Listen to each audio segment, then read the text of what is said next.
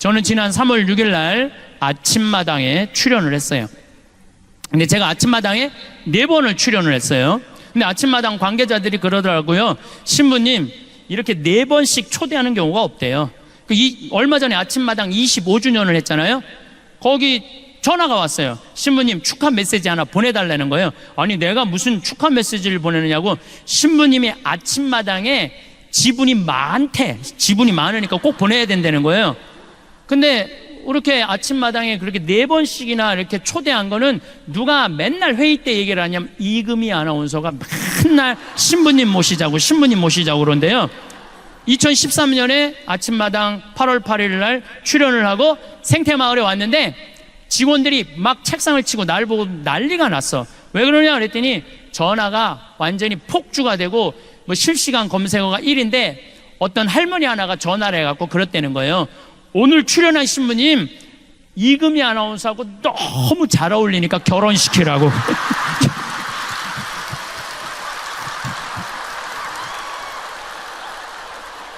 그런데 올해 3월 6일 날 제가 갔다가 왔는데 생태마을에서 또 난리가 난 거예요. 왜 난리가 그 할머니 천주교 신자도 아니야. 그 할머니가 전화해갖고 그러더래요.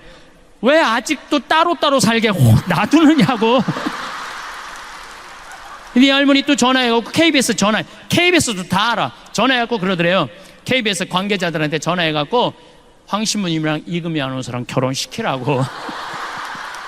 그리고 우리 생태마을에 또 전화해갖고 이 할머니가 그러더래요. 내가 KBS 얘기해놨으니까 결혼시키라고.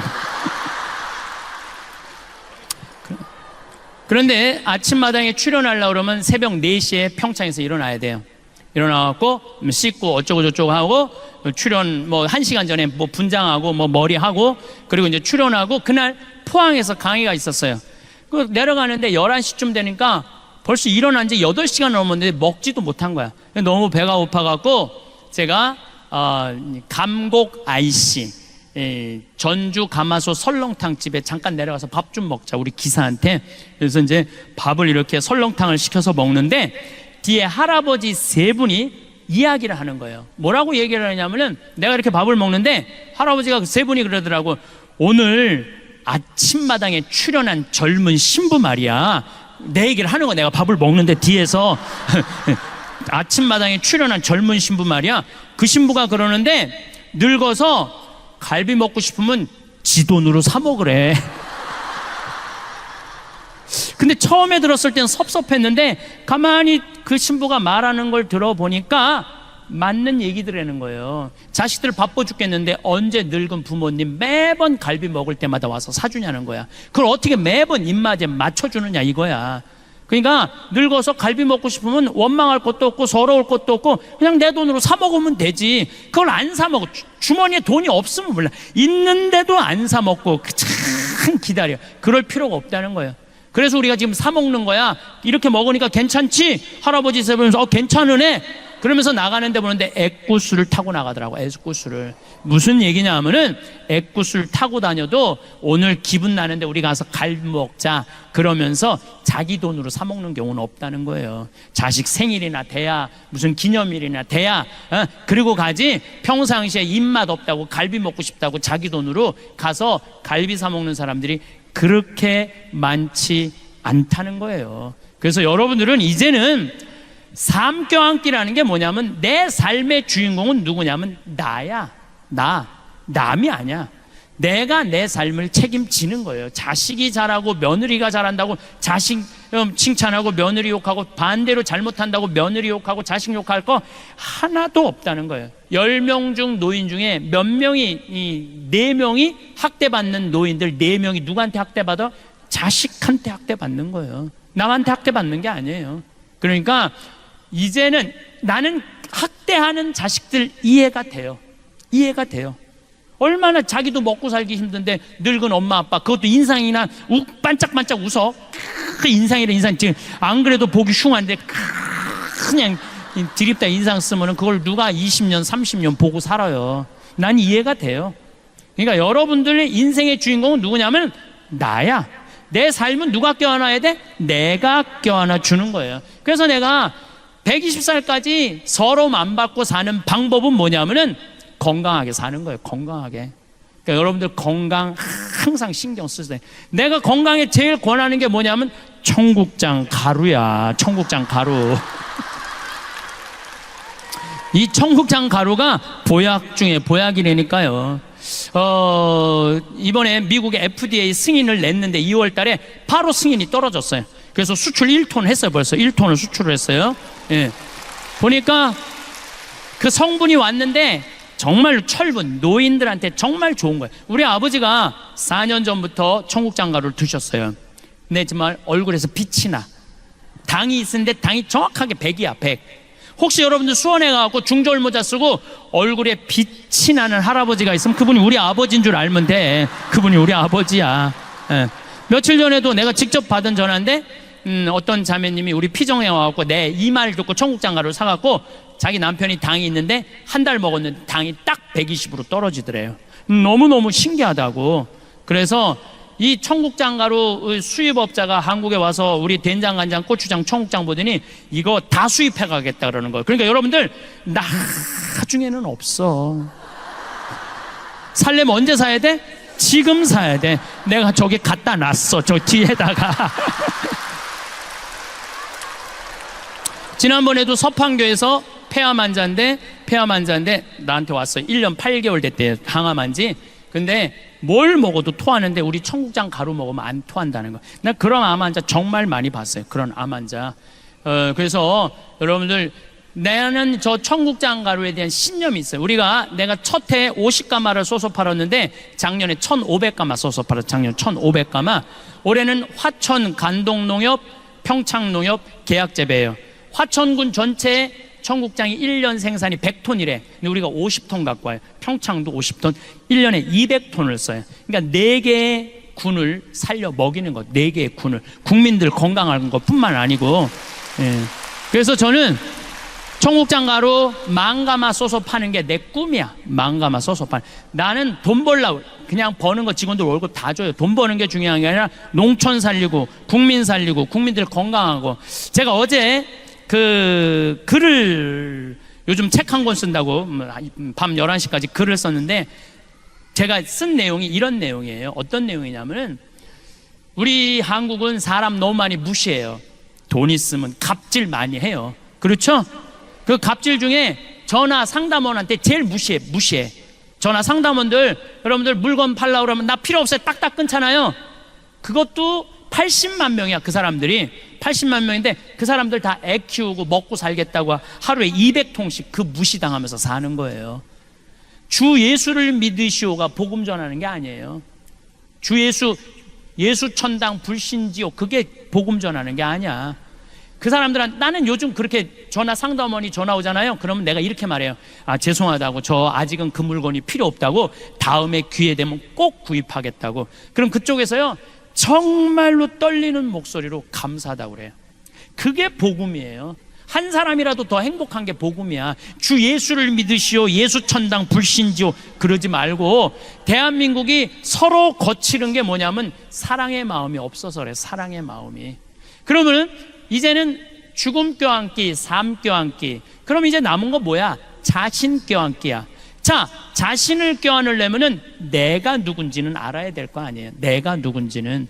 그 작업이 우리 인생에 참 중요한 일이에요. 내가 누군지 모르고 사는 사람들 많습니다. 아까도 잠깐 말씀드렸지만 지금 70, 80대 나 70 넘었다. 손 들어봐요. 70 넘었다. 내가 이게 문제라는 거예요. 70이 넘었으면 가야지. 왜 이렇게 많아? 자, 70이 넘은 분들 가만히 생각해 보면 6.25 전쟁 겪으신 분들이에요. 그렇죠? 고생이란 고생은 다 하셨어. 산전수전 다 겪고 60년대 70년대 우리나라 수출 경제 일으킨다고 자식들 키워보겠다고 있는 고생은 다 하신 분들이야. 자, 그리고 내가 70이 됐어. 그러면은 내가 지금 돈이 1,000만 원, 2,000만 원, 3,000만 원 있어. 자식들한테 쏟아놓은 돈은 보통 5억, 10억이야. 자, 그렇다면 자신한테 적어도 5,000만 원, 1억을 해서 자기를 위해서 정말로 쏟아놓은 게 뭐가 있느냐? 자기를 위해서, 자기 영혼을 위해서, 육신을 위해서 한 게 뭐 있느냐? 가만히 돌아봐요.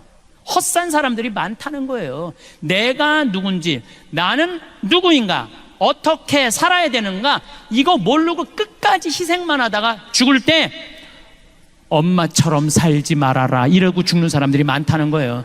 그러고 살지 마세요. 여러분들 스스로 내가 누군지 나한테 잘해주는 법을 배워야 돼. 저는 강의 나올 때 꼭 거울을 봅니다.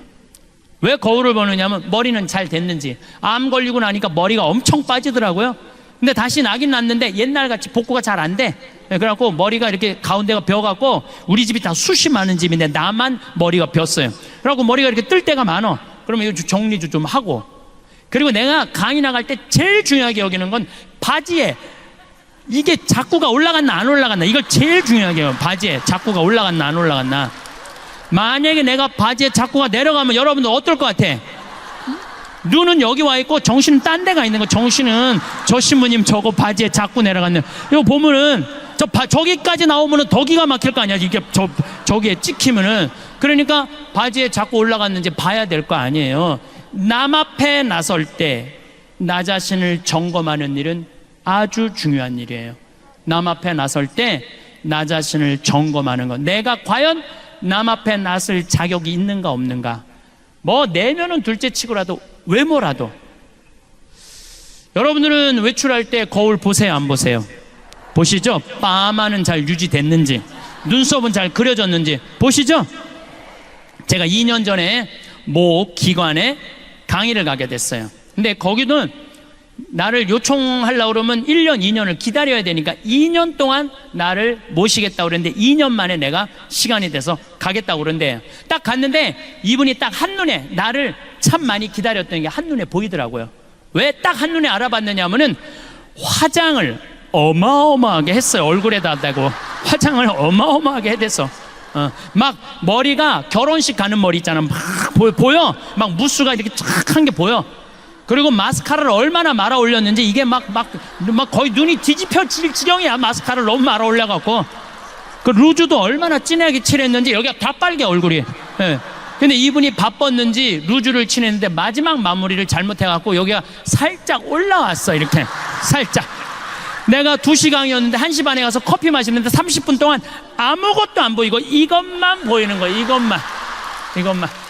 이것만 보이는 거야. 2년이 지난 지금도 그분 생각하면 이것만 생각나. 이것만. 그날은 교장 선생님, 교감 선생님 초청 강의였는데 그러고 하루 종일 이러고 다닌 거예요. 하루 종일. 그분의 불행은 뭐냐면 손님을 맞이하기 전에 자기 자신을 점검하지 않은 거죠. 근데 더 불행한 건 뭐냐 하면, 그 사무실에 8명의 장학사 선생님들이 있었는데 아무도 지적해 주지 않은 거예요. 아무도. 선생님 화장실에 가서 거울 보시고 화장 좀 고치시라고 아무도 얘기해 주지 않은 거예요. 외모는 거울을 보면 고칠 수가 있어요. 내면은 어떻게 할까요? 내면은 지금 내 내면 안에 분노, 미움, 증오, 쓸데없는 욕심, 이게 꽉 차 있어. 여기 안전은 있지만 그게 꽉 차 있어. 내가 들여다보지 않는 한 아무도 모릅니다. 10길 물속은 알아도 한 길 사람 속은 모르는 거예요. 오죽하면 예수님이 뭐라고 그랬어요? 남의 눈에 있는 티끌 꺼낼 생각하지 말고 네 눈에 있는 들보나 꺼내라. 그래야지 눈이 맑아져야지 세상이 보일 거 아니냐? 그러시지 않았어요? 그러니까 뭐가 중요하냐면 내 내면을 들여다보는 작업이 중요한 거예요. 소크라테스는 뭐라고 그랬냐면 너 자신을 알라 그랬어요.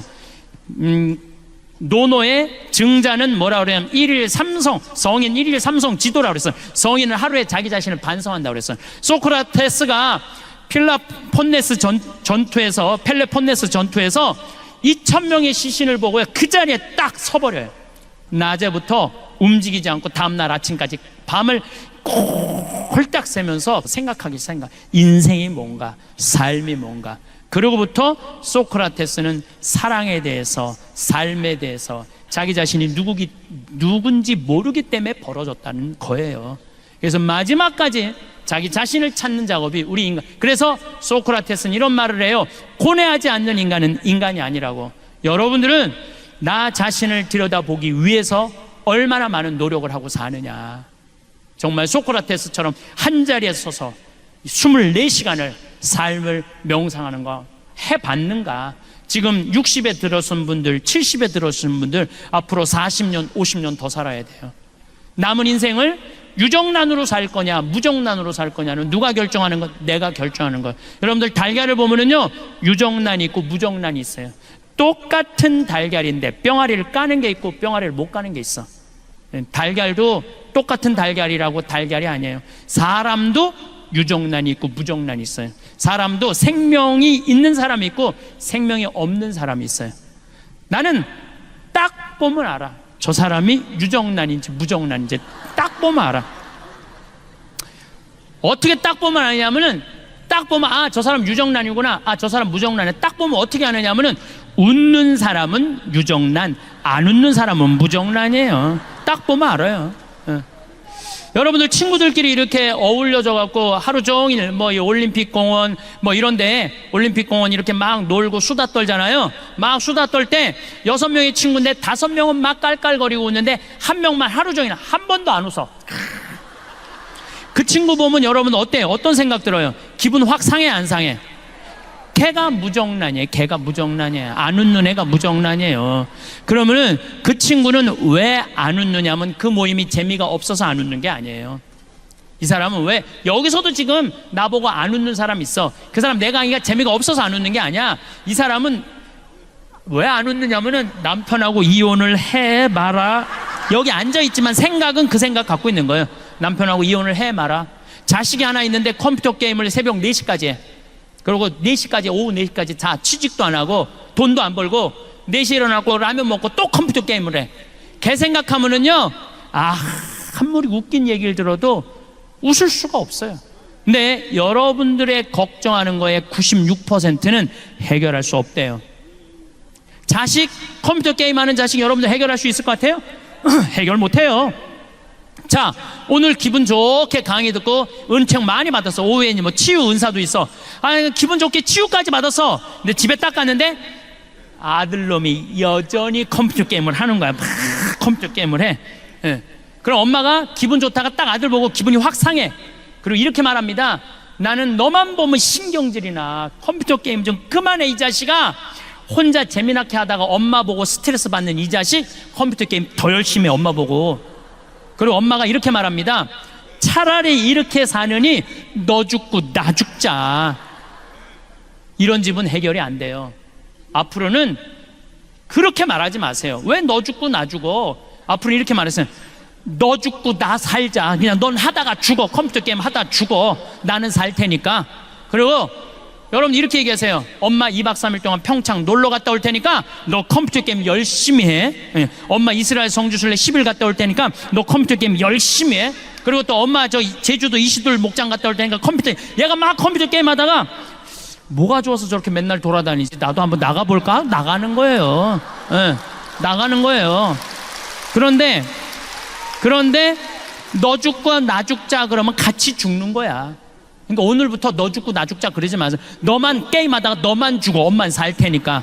예. 그러면 여러분들 생각을 해봐요. 여러분들 안에 생명이 없는데 애한테 어떻게 생명이 있어요? 여러분들이나 웃고 사세요. 여러분들이나 웃고 사세요. 제가 오늘 성령대에 왔으니까 특별히 얘기를 할게요. 내가 외국에 강의 많이 나가요. 많이 나가는데 대개는 신부들이 초청하는 경우는 별로 없어요.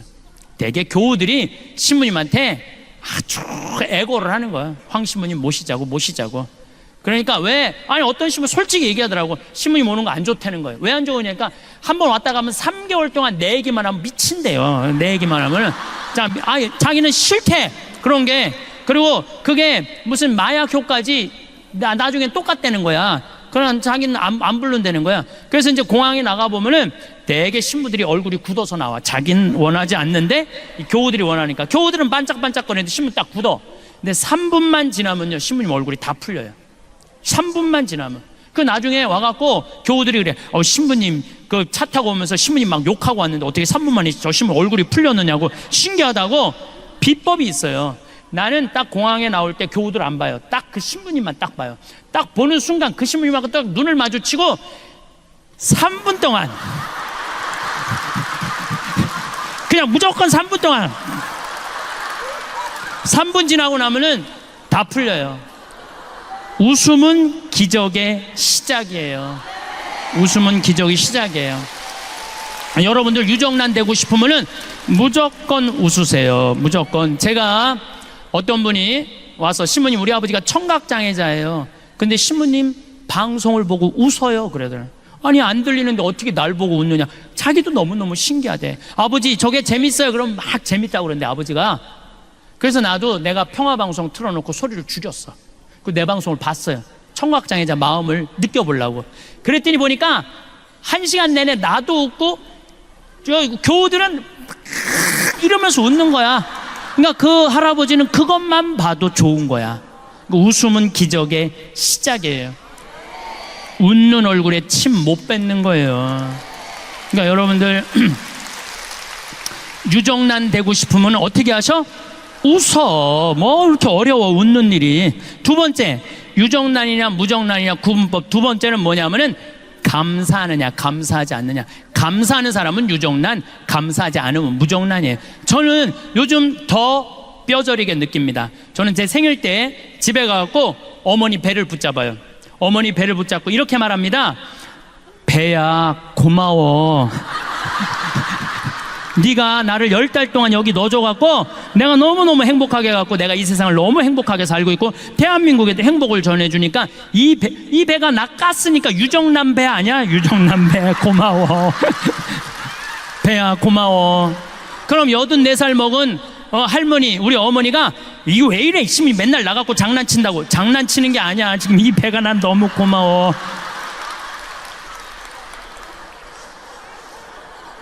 부모하고 자식이 교감이 가장 잘 될 때가 언제냐면 엄마 뱃속에 있을 때래요.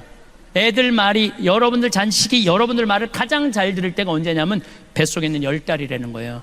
여러분들이 행복할 때 애도 행복하고, 여러분들이 화가 날 때 애도 화가 난다는 거예요. 여러분이 신경질 난다고 담배 한 대까지 피잖아요. 애는 60가치를 핀데 덜 받는다고. 그러니까 그 기간 동안 행복한 마음으로 아이를 갖고 있었다면 그 애는 행복한 거예요. 근데 그 기간 동안 엄마가 우울하잖아요. 그럼 애는 우울하게 태어날 수밖에 없는 거예요. 그래서 태어나서 10달, 10년의 교육보다 뱃속에 있는 10달의 교육이 더 중요하다는 거예요. 심지어 뱃속에 있는 10달보다 첫날 밤 어떤 마음을 자느냐, 첫날 밤이 더 중요하다는 거예요. 10달보다. 율곡 선생이 어떻게 태어났느냐면 심사임당이요, 태기를 해요. 보름날 한양에 있는 남편한테 가장 기가 좋은 날이다, 우리 대관령에서 만나갖고 우리 첫날 합방을 하자. 그래갖고 율곡 선생이 태어난 거예요. 요즘처럼 술에 취해갖고 그냥 안 왔는데 얼떨결에 그냥 애가 생겨갖고, 이건 술에 취해갖고 태어난 애들 많아요 여기. 그런 애들하고 태기를 하고 태어나는 애하고는 다르다는 거예요. 예. 그러니 나는 얼마나 우리 부모님한테 감사해요. 참 감사하죠. 저는 정말 아버님이 86인데 평생 아버지한테 쌍시우 소리를 못 들었어요. 평생 한 번도 쌍시우 소리를 못 들었어요. 아니 당신 입에서 어느 누구한테도 그런 말씀을 안 하세요. 그러니까 얼마나 내가 우리 부모님한테 감사한지 몰라요. 정말로 감사한 부모님 밑에 태어난 그래서 정말 술주정 빚쟁이 집에 태어난 집 자식 보면 정말 도와주고 싶어요. 내가 많이 받았으니까. 또 저는 이제 도시락을 싸갖고 다녀요. 식당에서 밥을 안 먹어요. 근데 우리 식복사가 밥을 하는 게 아니야, 예술 작품을 한다니까요. 정말 목을 많이 쓰니까 마늘밥, 은행밥, 요즘 두릅밥 해. 두릅 많이 나왔잖아요. 두릅밥 거기다가 이 양배추 탁 말어. 숟가락으로 안 먹어요. 그것만 먹으면 돼. 깻잎 말고. 그 다음에 요즘은 또 저 취 나오잖아요. 곰치 싹 먹으면은요, 이건 예술 작품 먹는 거예요. 그래서 내가 우리 식복사한테 하는 말이, 나는 도시락을 먹는 게 아니다, 예술 작품을 먹는다. 그러니까 우리 사제관 주방에 가보면요, 우리 식복사가 그 예술 작품 만든다고 책이 가득 들어있어. 요리책이. 예술 작품을 먹는 것도 결국은 누구의 입에서 나오기 시작하는 거야? 내 입에서. 복은요, 남이 지는 게 아니야. 내 입에서 나오는 말로 복을, 감사의 말이 나오면은 복을 받을 수밖에 없는 거예요.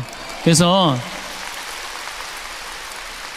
여러분들도 자식들한테 갈비 안 사준다고 어버이날 찾아오지 않았다고 원망하는 말 하지 마세요. 엄마가 해준 것도 없는데 너 정말로 잘 자라줘서 너무 고맙다, 이렇게 튼튼해줘서 고맙다, 맨날 고맙다고 얘기하세요. 그러면은 자식이 잘 되는, 효자도 저절로 효자 되는 거 아니에요. 여러분들이 효자를 만드는 것도 여러분들 하기 나름이야. 맨날 섭섭한 것만 얘기해봐요. 어떤 자식이 효도하겠어요? 맨날 섭섭한 거 얘기만 하면은 2번 오던가 1번으로 줄여요. 1번 오던가 안 와요. 안 와. 그러니까 항상 누가 먼저 행복해야 돼? 여러분들이 먼저. 3번째, 유정란이냐 무정란이냐 딱 보면 알아. 3번째, 감동하는 사람은 유정란, 감동하지 않는 사람은 무정란이에요. 감동하는 사람은 유정란. 이번에 여기 서울 노들섬이라고 개발을 해요. 서울시에서. 노들섬 알죠?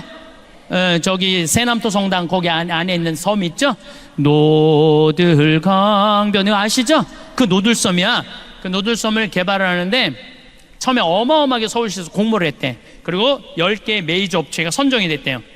근데 누가 선정이 됐냐면 40대 젊은 교수가 선정이 된 거야. 자기도 놀랬고 다른 뭐 코오롱 이런 데 다 놀랬대. 그 교수가 선정이 돼갖고 선정이 되자마자부터 밟기 시작하는 거야. 네가 하는 프로젝트는 망한다, 망한다, 망한다. 주위에서 모든 우리나라에 내놓으려는 설계가들 망한다, 망한다. 그래서 이 교수가 땅속으로 들어가기 일보 직전이야. 땅속으로. 근데 이 교수가 아버지가 암이 걸려갖고 돌아가실 때 내 죽음 껴안기를 듣고 아버지도 행복하게 돌아가셨고 자기도 그걸로 위로를 받았다는 거예요.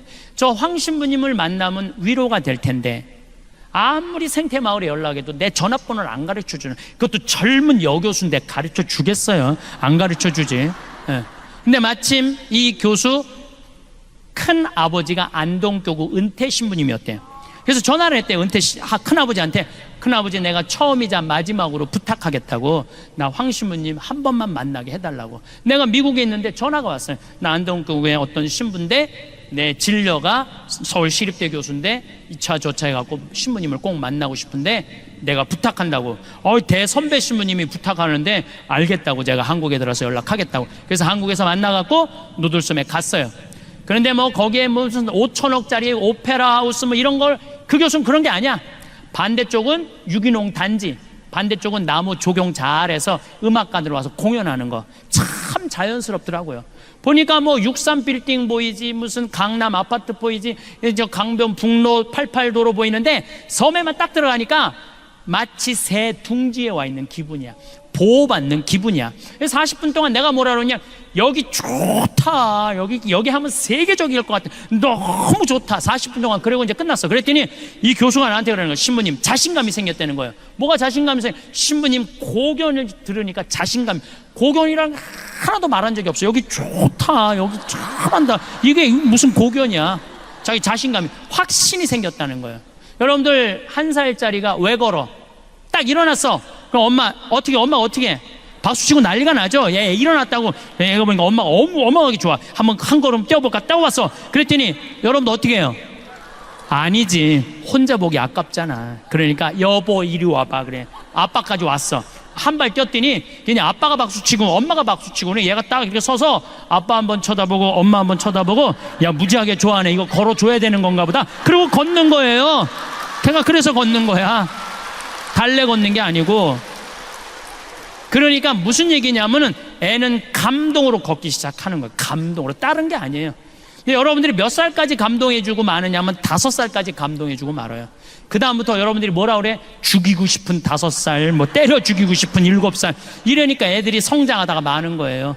여러분들이 계속 감동했다면 애는 지금 날아다닐지도 몰라. 애는 날아다닐지도 몰라. 우리가 감동을 멈췄기 때문에 행복하지 않은 거예요. 작년에 LA 한 달 반 우리 고단장님하고 같이 갔었는데 한 달 반 순회 강연이 있었어요. 근데 74살 먹은 마틸다라는 친구가, 나는 늘 말씀드리지만 86살까지 친구예요. 뭐 1살 뭐 어른 이거 없어. 아니 120살까지 사는데 한두 살 가지고 네가 나이 많아 내가 나이 많아, 웃기지 않아요? 여러분들은 20년까지 오늘 이후부터 맘먹어. 그냥 반말해도 돼. 예. 근데 내 친구 74살 먹은 마틸다라는 친구가 신부님 일주일만 시간을 내달라는 거예요. 왜 그러냐? 유타 구경시켜 주겠다는 거야. 서부 영화 보면 막 바위 솟아 있는데. 근데 이 마틸다는 세탁소 하는 사람이에요. 가난한 여인이야. 그야말로 가난한 과부고. 그런데 10년 전에 내 강이 가슴이 떨릴 때 가야지 다리가 떨릴 때 가면 안 된다는 얘기를 듣고, 그때부터 시간만 남은 세탁소를 닫고 미국 전역을 여행을 다니는 거야. 그분이 그런 말을 해. 나는 인생이 180도 달라졌다고. 내가 돈 모아서 싸들 것도 아니고 모으는 대로 여행 다닌다는 거야. 그러니까 그 성당에서 제일 행복한 사람 마틸다. 들고 다니는 거야. 제일 행복한 사람 마틸다. 그래서 시부님하고 여행을 가고 싶다고 그 3,000km가 되는 데를 3번을 답사를 갔다 온 거예요. 이 74살짜리가. 그러니까 딱 브라이어스 캐년, 캐년랜드, 그랜드 캐년, 델리키드 아치, 그 미국에서 최고로 경치 좋은데 3번을 다 본 거야, 이분은. 그러니까 딱 경치 좋은 데 가고 이분은 경치를 안 보더라고. 나를 보더라고, 나를. 내가 감동하느냐, 데려다 놨으니까 네가 놀래느냐 안 놀래느냐 그거 보고 싶은 거죠. 근데 내가 정말로 그 뷰포인트에 딱 서갖고 내 반응은 정말 이랬어요. 오 마이 갓, 여기 죽인다. 좋아, 아주 좋아. 일주일 내내 그랬어. 일주일 내내. 그랬더니 8명이 여행을 같이 갔는데 그분들이 70평생을 다니면서 이렇게 행복한 여행은 처음 간다는 거예요. 여러분들, 여행은요 어디를 가느냐가 중요한 게 아니에요. 누구랑 가느냐가 중요한 거예요. 누구랑. 감동할 줄 아는 사람이랑 가면은요 그 여행은 즐거운 거예요. 근데 내가 잘난 척 한다고 델리키드 아치라고 우리나라 설악산 울산바위 비슷해요. 거기 가고 여기 우리나라 설악산 울산바위만 못하네. 3,000km나 와서 내가 기껏 핸대는 소리가 우리나라 설악산 울산바위만 못하네. 그러면 그분은 기운이 쭉 빠질 것 같아요, 안 빠질 것 같아요? 쭉 빠지죠. 꼭 여러분들 친구들 중에 이런 애들이 있어요. 나름 경치 좋은 데 데리고 갔는데 핸대는 소리가 뭐 한다고 여기까지 와. 그런 애들 있어요, 없어요? 꼭 있어. 그런 애들. 그런 애들이 무정란이에요. 그런 애들이 사람 기운 빠지게 하는 애들. 그 멀리 데리고 왔으면은 야 좋다, 정말로 멋있다, 이렇게 좋은 데를 어떻게 알았니? 이러면요 사람이 행복한 거예요. 뭐 그거 돈 든다고. 자, 웃고 감사하고 감동하는데 돈 들어요, 돈 안 들어요? 꼭 돈이 많아야 유정란이에요? 돈 한 푼도 없어도 유정란 할 수 있어요. 저는 요즘 방송을 보면서 무슨 진경중 검사장, 무슨 뭐 변호사 막 감옥에 뛰어들어가고 뭐 저기 뭐 한진해운가 무슨 최은영 뭐 회장 막 그 감옥에 뛰어들어가면서 돈이 앙화로다 이런 생각이 들어. 더욱이 신교코 그 집안 보면서 여러분들 그게 행복해요? 94살 돼가고 정신감정하러 왔다 들어갔다 하고. 여러분들 돈 많은 거 부러워할 필요 하나 없어요. 이건희 회장님이 재산이 12조 5,900억이야. 좀 주식이 떨어졌고 11조 7천억으로 떨어졌어요. 자, 이건희 회장님이 쓰러진 지 5월 10일이 2년 되는 날이야. 벌써 이제 2년 이제 10일이 지났어요. 한 달이 지났어. 2년 10일.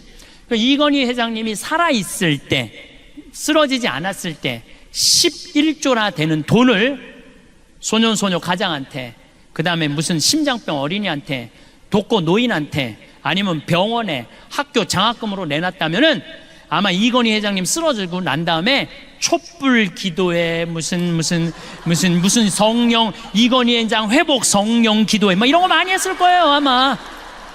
근데 여러분들 혹시 이건희 회장님 쓰러져갖고 빨리 일어나게 해달라고 묵주기도 오단한 사람들이 있어 혹시? 내가 이건희 회장이 무정란이라는 게 아니에요. 사람은요 마지막에 돈을 남기는 게 아니에요. 이 사람이 얼마나 가치 있게 살았느냐 안 살았느냐 그게 중요한 거예요. 이건희 회장은 저 11조 7천억 때문에 지금 죽지도 못하고 있어요. 저걸 뭐라고 그랬냐면 살아있는 것도 아니고 죽어있는 것도 아니에요. 저거는 참 불쌍하잖아요. 예.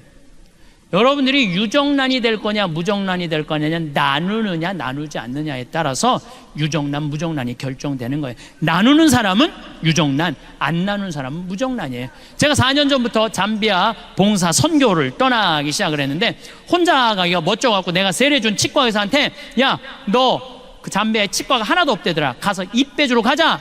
며칠 가야 돼요? 가는데 이틀, 오는데 이틀. 그러니까 적어도 보름은 가야지. 그랬더니 신부님 죄송하다는 거예요. 못 가겠다는 거. 왜 못 가냐 그러니까 자기 병원 잘 되면은 한 달에 8천만 원에서 1억 버는데 보름이면 5천만 원이 날아가는 거 아니에요. 그래도 착해. 신부님 2천만 원 봉헌할 테니까 이거 갖고 도와주고 오시라고. 그리고 싹 발을 뺄라고 그러더라고요. 그래서 내가 이렇게 말했어요. 그런데 너 있잖아, 2천만 원도 봉헌하고 너도 가야 돼. 그리고 데려갔어요. 데려왔는데 거기는요, 이가 우리보다 한 배 반이 길어요. 그래갖고 썩어도 빼지를 못해.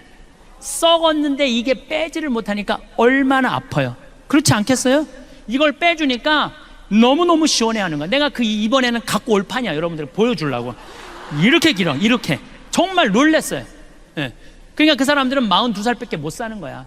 그러니까 거기 치과가 의사가 왔다니까 이 아픈 사람들이 트럭을 타고 10시간을 타고 오는 거, 밤새. 그러니까 의사들이 3명이 갔는데 밥 먹을 시간이 없고 컵라면 먹고, 그리고 파김치가 돼서 저녁에 말씀 나누기를 하는데 이렇게 말하더라고요. 신부님, 저는 20년 동안 의사 생활하면서 보람이라는 걸 느껴본 적이 없다는 거예요. 지겨웠다는 거예요.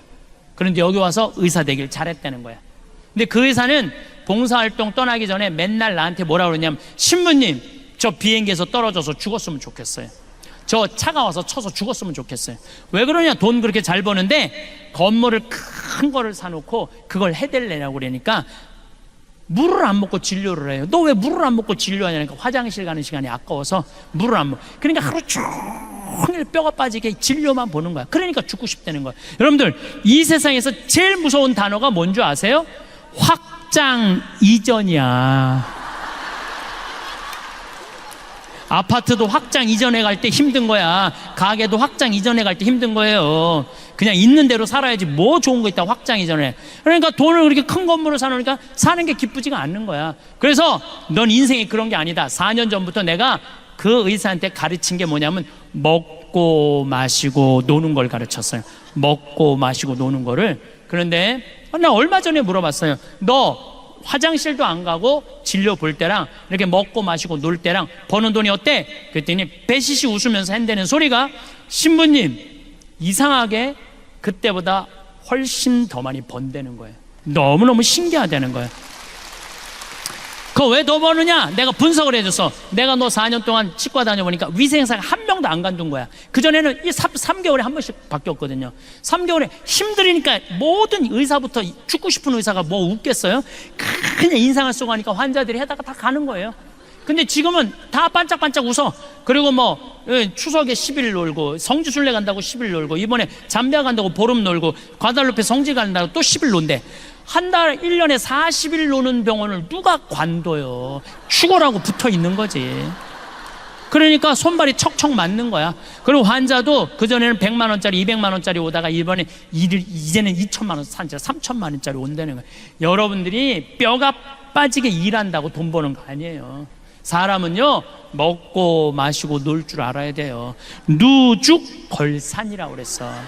누우면 죽고 걸으면 살아. 자, 여기 계신 분들 돈 쓰는 거 아깝다고 집에 누워 있잖아요.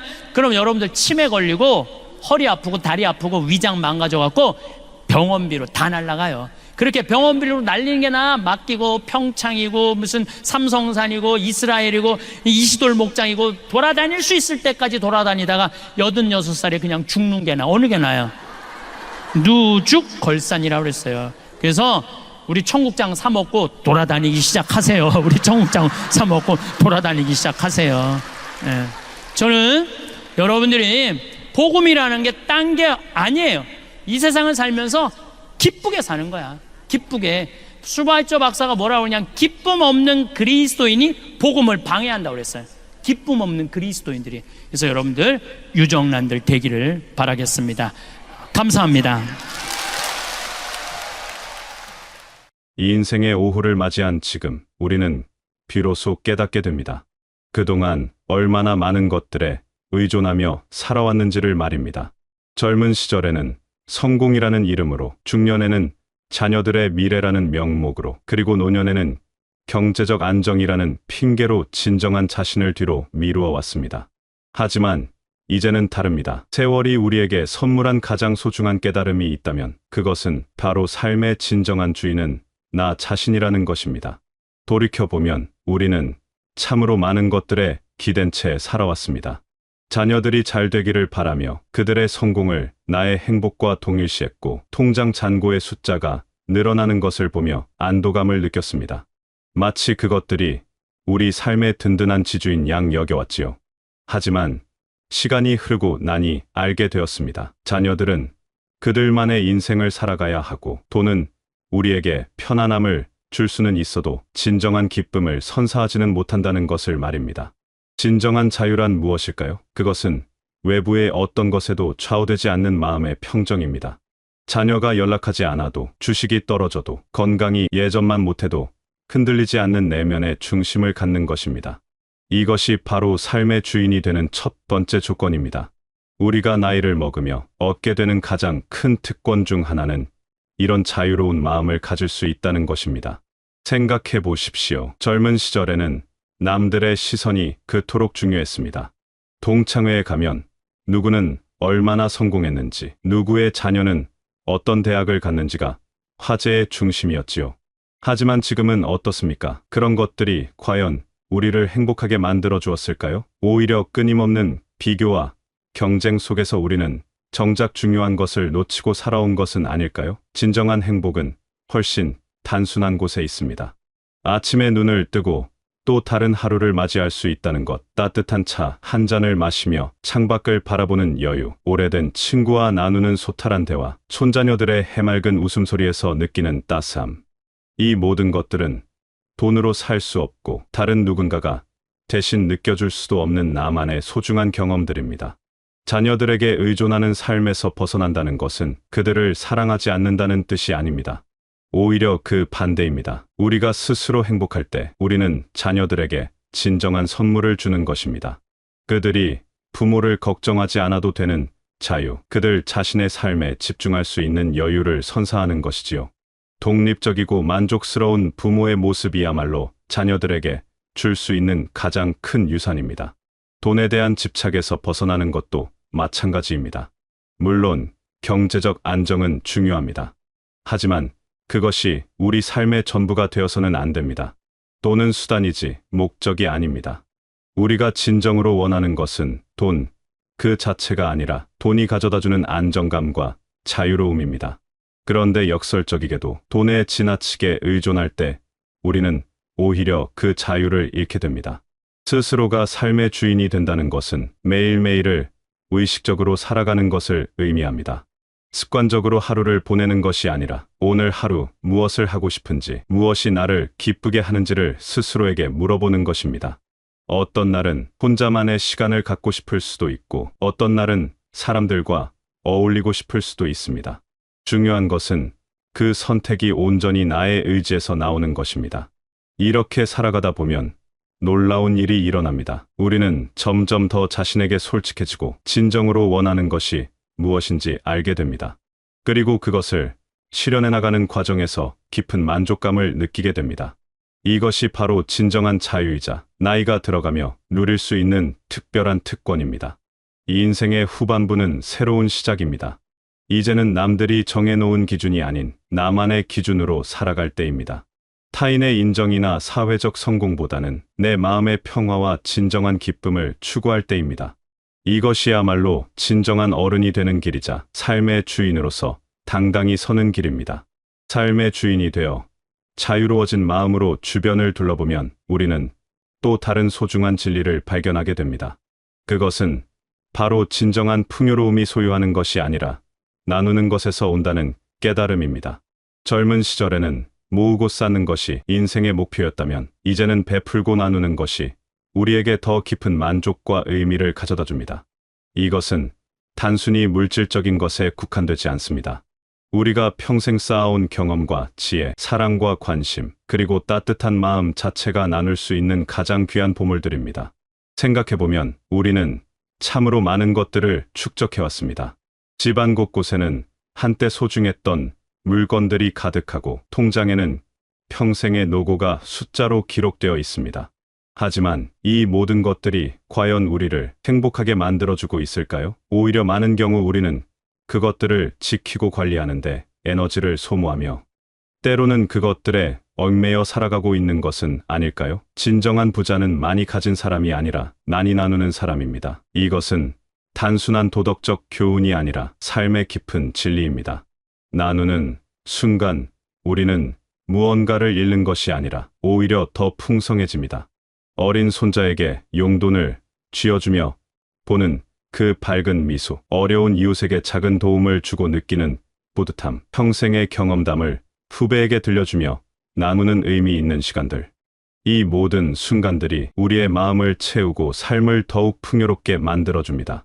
특히 우리 세대가 가진 가장 소중한 자산은 바로 경험과 지혜입니다. 우리는 격동의 시대를 살아오며 수많은 어려움을 극복했고 그 과정에서 삶의 진정한 가치가 무엇인지 깨달았습니다. 이런 깨달음은 결코 책으로 배울 수 없는 귀한 것들입니다. 젊은 세대들이 방황하고 있을 때 우리의 한마디가 그들에게 큰 위로가 되고 방향을 제시해 줄 수 있습니다. 이것이야말로 돈으로 살 수 없는 가장 귀한 선물입니다. 나눔의 미학은 거창한 것에서 시작되지 않습니다.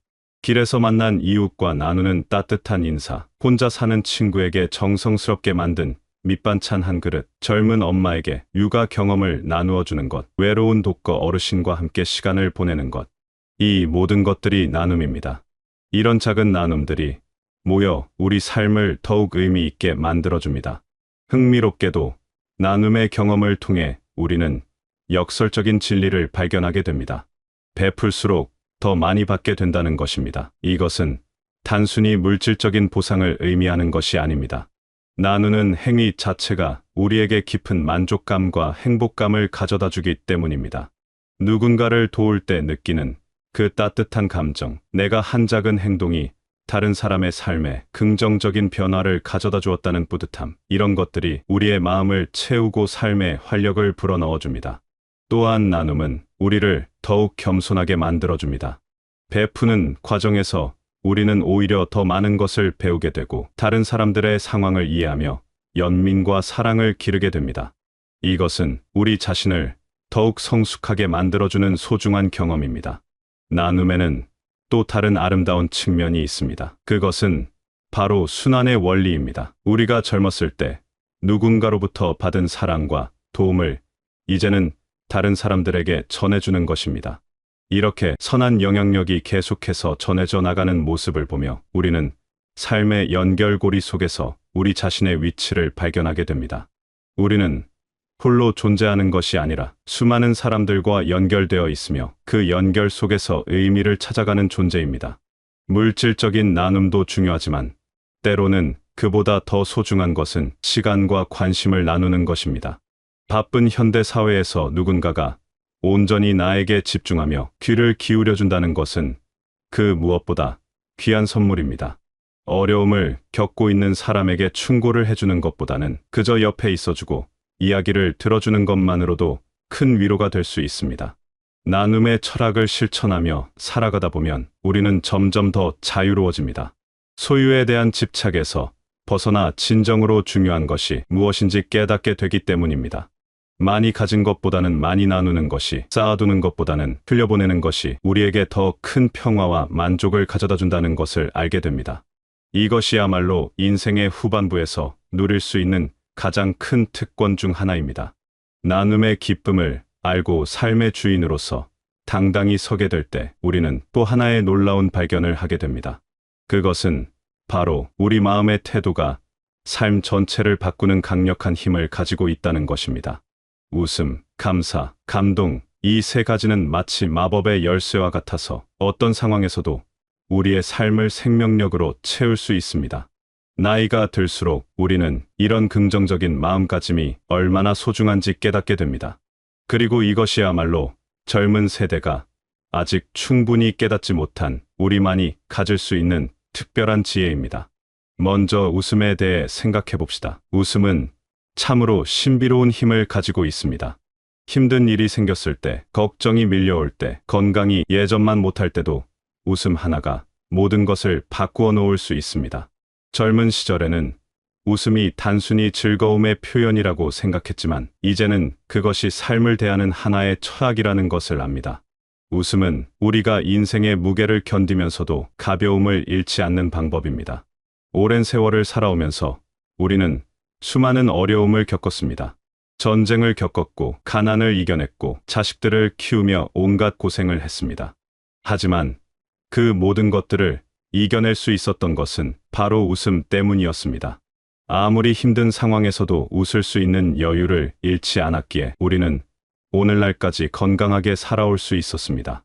이제 그 웃음은 더욱 깊어지고 넓어졌습니다. 단순한 즐거움을 넘어서 삶의 모든 것을 포용하는 너그러움이 되었습니다.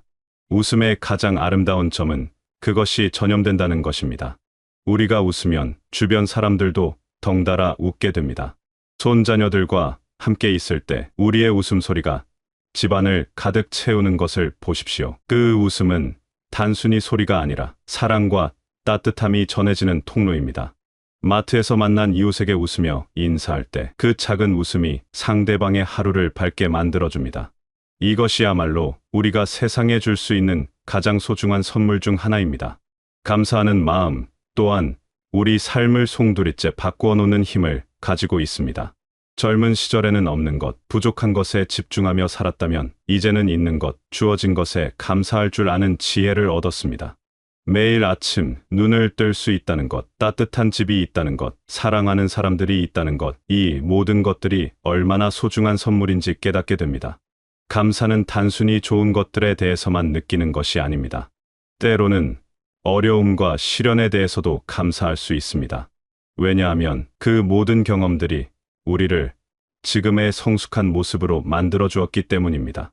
병을 알아본 사람만이 건강의 소중함을 알 수 있고, 가난을 경험해 본 사람만이 작은 것에도 감사할 줄 알게 됩니다. 이런 깨달음은 우리 세대만이 가질 수 있는 특별한 자산입니다. 감사하는 마음은 우리의 시선을 바꾸어 놓습니다. 같은 상황이라도 어떤 마음으로 바라보느냐에 따라 전혀 다른 의미가 됩니다. 비가 오는 날을 보면서 날씨가 우울하다고 생각할 수도 있지만 농작물들이 기뻐할 것이다. 집안에서 책을 읽기 좋은 날이다라고 생각할 수도 있습니다. 이런 긍정적인 시선은 하루하루를 더욱 풍성하게 만들어줍니다. 그리고 감동이 있습니다. 나이가 들수록 우리는 더욱 쉽게 감동하게 됩니다. 이것은 감성이 예민해져서가 아니라 삶의 진정한 가치를 깨닫게 되었기 때문입니다. 꽃이 피는 것을 보며 감동하고, 아이들의 천진난만한 모습에 감동하고, 부부가 손잡고 걸어가는 모습에 감동합니다. 이런 일상의 감동들이 우리의 마음을 촉촉하게 적셔주고 삶의 깊이를 더해줍니다. 감동은 우리를 겸손하게 만듭니다. 자연의 아름다움 앞에서, 인간의 선함 앞에서, 생명의 신비로움 앞에서 우리는 겸손해집니다. 그리고 이런 겸손함이 우리를 더욱 성숙하게 만들어줍니다. 모든 것을 안다고 생각했던 젊은 시절과 달리 이제는 모르는 것이 더 많다는 것을 알게 되었습니다. 그리고 그 무지를 인정하는 것이 오히려 더 큰 지혜라는 것을 깨달았습니다. 이 세 가지 웃음, 감사, 감동은 서로 연결되어 있습니다. 감사하는 마음이 있으면 쉽게 감동받을 수 있고, 감동이 있으면 자연스럽게 웃음이 나옵니다. 웃음이 있으면 더 많은 것에 감사하게 되고, 그 감사가 또 다른 감동을 불러일으킵니다. 이렇게 선순환이 일어나면서 우리의 삶은 점점 더 풍요로워집니다. 무엇보다 중요한 것은 이런 긍정적인 태도가 단순히 우리 자신만을 위한 것이 아니라는 점입니다. 우리의 웃음, 감사, 감동은 주변 사람들에게도 전해집니다. 자녀들이 힘들어할 때 우리의 긍정적인 에너지가 그들에게 힘이 되어주고, 친구들이 우울해할 때 우리의 밝은 모습이 그들에게 위로가 되어줍니다. 이것이야말로 우리가 세상에 줄 수 있는 가장 소중한 선물입니다. 특히 젊은 세대들에게는 우리의 이런 모습이 큰 교훈이 됩니다. 그들은 아직 경쟁과 성공에만 매달려 있습니다. 하지만 우리의 여유롭고 긍정적인 모습을 보며 그들도 언젠가는 진정한 행복이 무엇인지 깨닫게 될 것입니다. 우리는 살아있는 교과서입니다. 우리의 삶 자체가 그들에게 이렇게 살아도 행복할 수 있다는 메시지를 전달합니다. 긍정적인 태도를 유지하는 것은 쉽지 않습니다. 몸이 아프고 경제적 어려움이 있고 외로움을 느낄 때도 있습니다. 하지만 바로 그럴 때일수록 우리는 웃음, 감사, 감동의 힘을 더욱 필요로 합니다. 이것들은 우리가 어려움을 이겨내는 무기이자 삶의 의미를 찾게 해주는 나침반입니다. 결국 긍정적인 태도는 선택의 문제입니다. 같은 상황이라도 어떤 마음으로 받아들이느냐에 따라 전혀 다른 삶이 됩니다. 우리는 이미 인생의 많은 부분을 살아왔습니다. 이제 남은 시간은 더욱 소중합니다. 그 소중한 시간을 불평과 걱정으로 채울 것인가, 아니면 웃음과 감사와 감동으로 채울 것인가, 선택은 우리에게 달려 있습니다. 그리고 현명한 선택이 무엇인지 우리는 이미 알고 있습니다. 긍정적인 마음가짐으로 삶을 바라보게 되면 우리는 자연스럽게 자기 자신을 더 깊이 들여다보게 됩니다. 이것은 인생의 후반부에서 누릴 수 있는 가장 소중한 특권 중 하나입니다. 젊은 시절에는 바쁜 일상과 외부의 요구에 치여 정작 자신이 누구인지, 무엇을 원하는지 깊이 생각해 볼 여유가 없었습니다. 하지만 이제는 다릅니다. 시간의 여유와 경험의 축적이 우리에게 진정한 자기 성찰의 기회를 제공합니다. 그리고 이런 성찰을 통해 우리는 비로소 진정한 어른으로 성장할 수 있습니다. 자기 성찰의 첫 번째 단계는 솔직함입니다. 더 이상 남들에게 보이기 위해 가면을 쓸 필요가 없습니다. 사회적 지위나 체면을 위해 자신을 꾸미고 포장할 이유도 없습니다. 이제는 있는 그대로의 자신을 마주할 수 있는 용기가 생겼습니다. 젊은 시절의 실수들, 후회되는 선택들, 상처받은 기억들을 있는 그대로 받아들일 수 있게 되었습니다. 이런 솔직함이야말로 진정한 성장의 시작입니다. 돌이켜보면 우리는 참으로 많은 시행착오를 겪으며 살아왔습니다.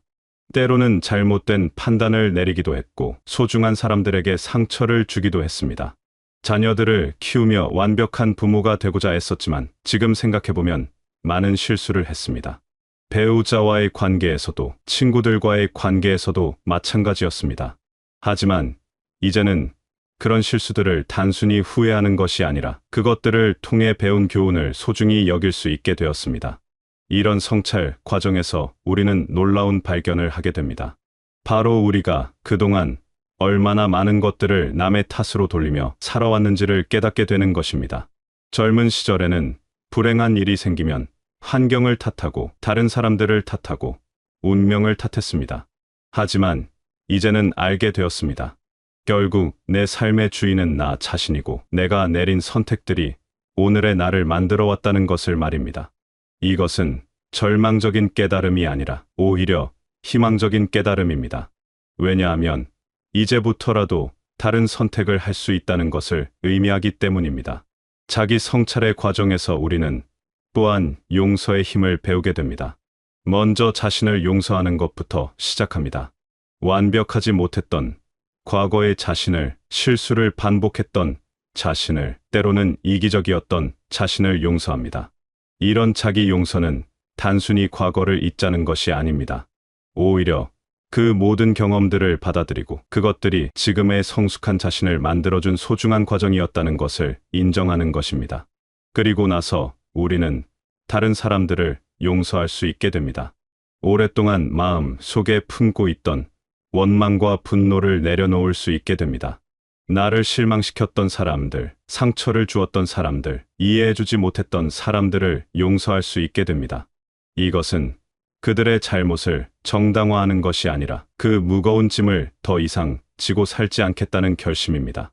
용서는 상대방을 위한 것이 아니라 나 자신을 위한 것입니다. 이런 용서의 과정을 거치면서 우리는 점점 더 자유로워집니다. 과거의 상처나 원망에 얽매여 살지 않고 현재에 집중할 수 있게 됩니다. 그리고 이런 자유로움 속에서 우리는 진정한 평화를 찾을 수 있게 됩니다. 마음의 평화는 외부의 조건에 의해 주어지는 것이 아니라 내면의 성숙을 통해 얻어지는 것입니다.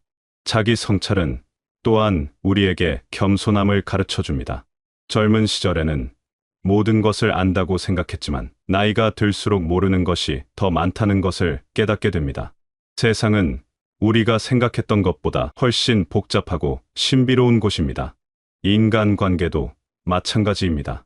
각자가 서로 다른 배경과 경험을 가지고 있고 그에 따라 다른 관점을 가지고 있다는 것을 이해하게 됩니다.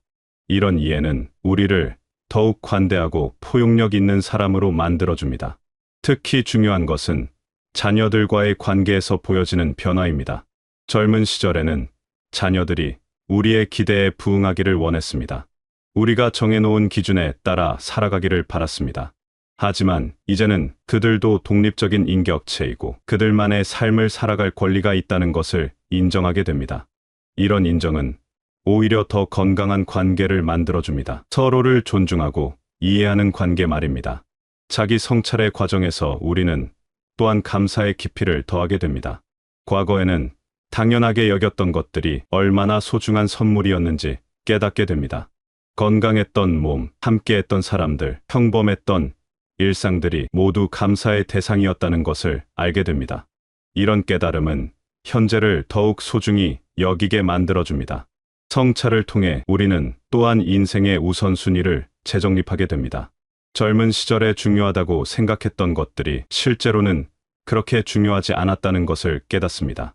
남들의 인정, 사회적 성공, 물질적 풍요보다는 마음의 평화, 인간관계, 내적 성장이 훨씬 더 중요하다는 것을 알게 됩니다. 이런 깨달음은 우리의 삶을 더욱 단순하고 명확하게 만들어줍니다. 자기 성찰의 여정에서 우리는 또한 죽음에 대해 생각하게 됩니다. 이것은 두려운 일이 아니라 오히려 삶을 더욱 의미 있게 만들어주는 일입니다. 유한한 시간 속에서 무엇이 정말 중요한지를 깨닫게 해줍니다. 그리고 이런 깨달음은 우리로 하여금 더욱 진정성 있게 살아가도록 만들어줍니다. 진정한 성찰은 혼자만의 일이 아닙니다. 때로는 신뢰하는 사람들과 깊은 대화를 나누며 자신을 돌아보기도 합니다. 오랜 친구와 나누는 솔직한 이야기, 배우자와 함께 걸어온 길을 되돌아보는 시간들이 모두 성찰의 과정입니다. 이런 나눔을 통해 우리는 더욱 깊은 이해에 도달할 수 있습니다. 자기 성찰의 결과로 우리는 더욱 진정한 자신이 될 수 있습니다. 가면을 벗고 꾸밈 없는 모습으로 살아갈 수 있게 됩니다. 이것은 방종이 아니라 오히려 더욱 책임감 있는 태도입니다. 자신의 한계를 인정하면서도 그 한계 안에서 최선을 다하는 성숙한 자세입니다. 결국 자기 성찰을 통해 우리가 도달하는 곳은 평화입니다. 자신과의 평화, 타인과의 평화, 그리고 삶과의 평화입니다. 이런 평화는 아무것도 하지 않는 정적인 상태가 아니라 모든 것을 받아들이면서도 최선을 다하는 역동적인 상태입니다.